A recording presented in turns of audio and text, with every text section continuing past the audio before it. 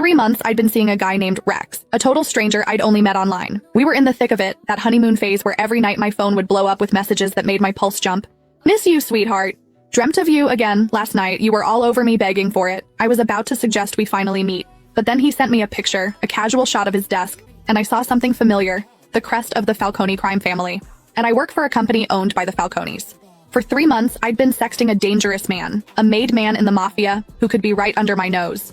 And just when I was trying to figure out who he was, I saw them. The custom black onyx cufflinks I'd picked out for Rex on my boss Marco's wrists. What are you up to? My thumbs flew across the screen. I hit send. I stared at the chat, waiting for the man I knew only as Rex to reply. This had been my ritual for the past 3 months. I'd added him on a whim. We hit it off instantly, falling hard and fast until things got intense. My phone vibrated. It was a picture, a side shot of his computer desk.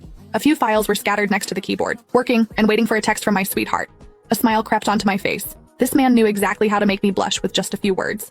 Maybe it was time to take this offline to finally meet in person. But as I was about to type my reply, my fingers froze. Bottom right of the photo on the corner of a folder was a sliver of a metal pin, a falcon with its wings spread, the Falcone family crest, the same mafia that owned the company I worked for. My online boyfriend was one of them. I stared at the screen for a full 10 minutes, my mind blank. My thumbs hovered over the keyboard. Babe, what do you actually do? Are you with the Falcones? I typed the words, then deleted them, over and over. I didn't know what to say. If I asked, he'd ask right back.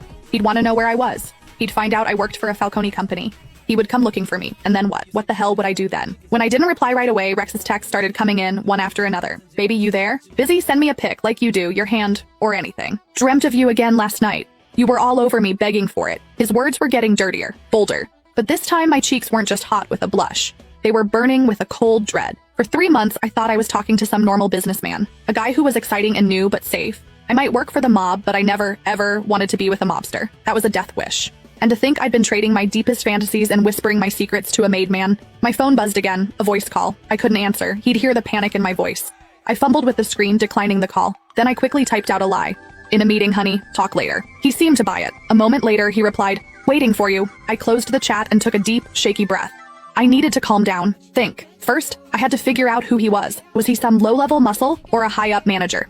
Second, what was I going to do? Risk it and keep this going, or run for the hills? I opened our chat history, scrolling through our old messages, searching for clues. We'd both been careful about privacy, never sharing details about our work or personal lives, but one thing stood out. He'd once sent me an Abby pic from a gym mirror. His stomach was perfectly defined, and just below his left ribs there was a black tattoo. It looked like some ancient cryptic symbol, all sharp lines and mystery. It was the only identifying feature I had. The problem was, I couldn't exactly start ripping open shirts at headquarters to play a game of Find the Tattoo. Back at my desk, I scanned the office. Men in expensive suits with stone-cold faces prowled the halls. Any one of them could be Rex.